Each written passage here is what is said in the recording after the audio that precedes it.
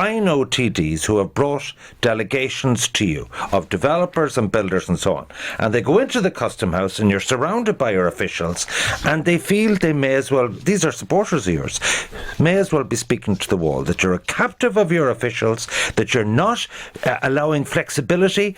We're there in Cork, in Middleton, for example, where they want to relax the density rules to build 3-bedroom houses. They have to build apartments within such and such a distance, 30 or 50, 35 or 50 units per hectare, close to a railway line. Why not show a little bit more flexibility? Because what might work inside the M50 is not appropriate to rural Ireland. But I mean, first of all, this idea about being captured by departments, that's nonsense. Have you never heard it from your backbenchers? No, I mean, what we often get is people who want to get a particular outcome in their own favour, and when they don't get that because it's not a good idea, they then make other complaints. It happens in every walk of life. It doesn't just happen in politics. It happens in, probably I'm sure, in this workplace as well. When people come forward with suggestions or ideas, they say, Ivan's not even listening to me, right? I have to be very careful that even though we are seeing huge pressure in terms of an undersupply in housing and trying to increase that supply of housing, that we do it in the right way so that we don't expose people to the dangers that we had in the very recent past. We've seen violent swings in property prices and in rent prices. He's saying the output this year could drop on last year. We've seen violent swings in supply, and I need to make sure that you're not being far too conservative. I need to make sure that we build to a sustainable housing sector that can't just collapse in a given year.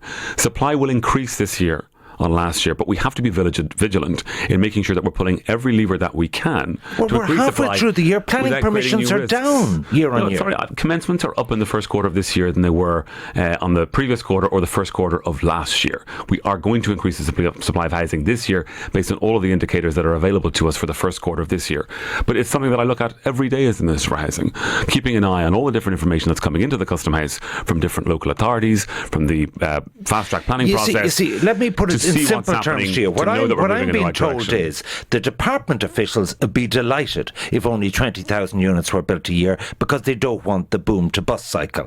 And a lot of other people feel, ESRI and others included, we actually need to double the output and we should take that risk. Well, that characterisation of the department is nonsense, because we have in all of our plans a programme to build to about 35,000 homes a year and then maintain that for a number of years.